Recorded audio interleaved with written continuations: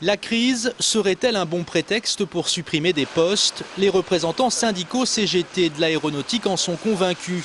De nombreuses entreprises sous-traitantes d'Airbus, comme l'Ateco Air, Daher Socata ou Figeac Aero, réduiraient leurs effectifs. Principale raison invoquée, la baisse de l'activité, des résultats financiers dans le rouge ou encore le plan de charge de l'avionneur. Hubert Prévost de la CGT d'Airbus tire la sonnette d'alarme.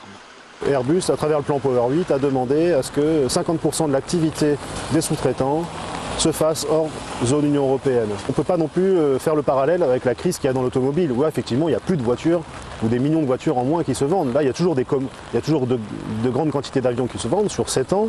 Alors, effectivement, il y a un ralentissement des commandes, mais la crise ne va pas durer non plus 8 ans, quoi. Il ne faut pas exagérer. Pourtant, chez l'équipementier toulousain l'Ateco Air, 500 postes devraient être supprimés d'ici à 2010. Principalement des intérimaires et des CDD qui travaillent dans l'aérostructure.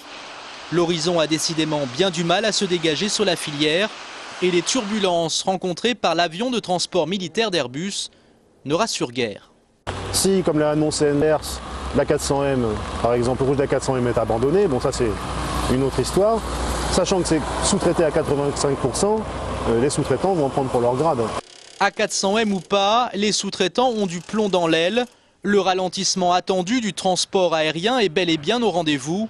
Depuis le début de l'année, Airbus n'a enregistré que 8 commandes fermes. Les années fastes sont définitivement derrière.